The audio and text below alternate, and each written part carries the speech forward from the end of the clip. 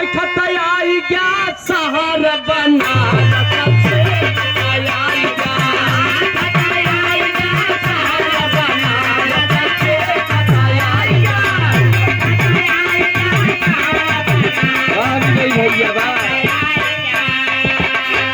थोड़ा आज मरेंगे,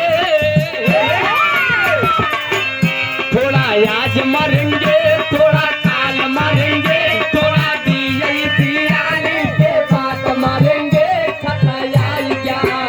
खतयाई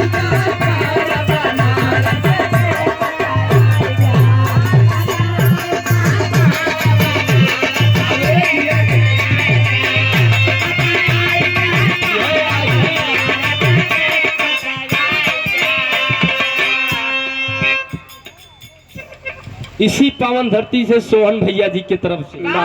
101 रुपया के आशीर्वाद मालिक सुखी रखे। जब खुशी के दिन बा बड़का भैया थोड़ा मन एकदम खुशी रहा है। अगर खड़ा रहा तो मजा ना ही आवत है बाबूजी, थोड़ा मनोरंजन हो चाहिए। ज्योति खड़ी होकर थोड़ा खमोक बोला करा ताकि मजा बराबर खिले तो हाँ नहीं जे हम नहीं चला जाइए कहना का बा भैया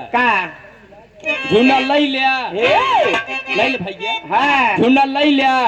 झुना लई ला गोरी पूरी झुना लई लिया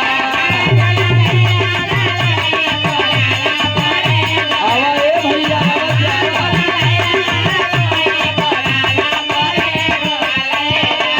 साजना जाना झुना पुराना झुना के तरे तरे नौसम जवान झुना लईला झुना लईला पुराना पूरी झुना अरे लईला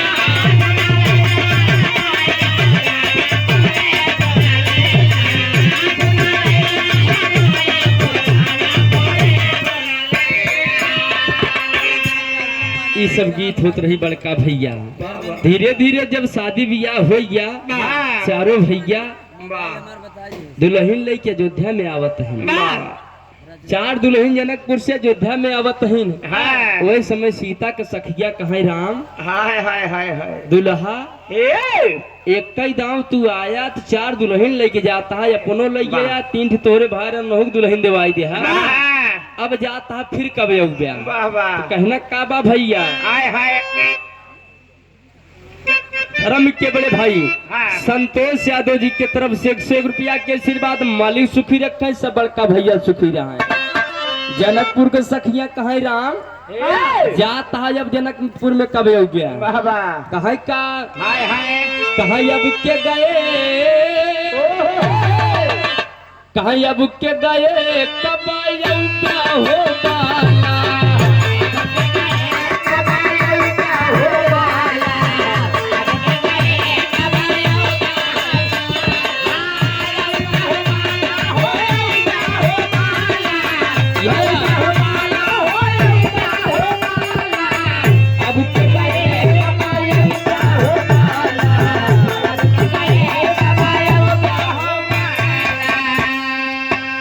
कहे कदम आया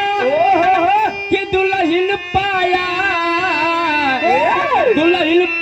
राम दुल्हन पाया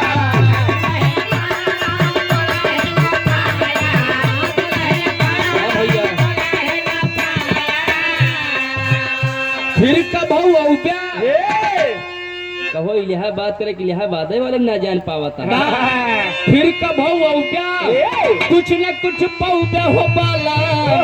अब के गए कब क्या हो बाला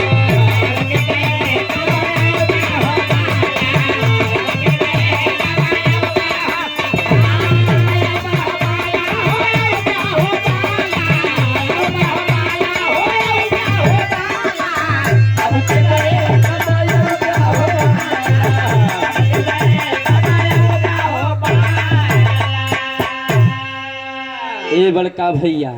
विदाई के टाइम में आवत बा वही समय सुनैना जाए कि अपने बिटिया सीता के समझावत यहाँ सीता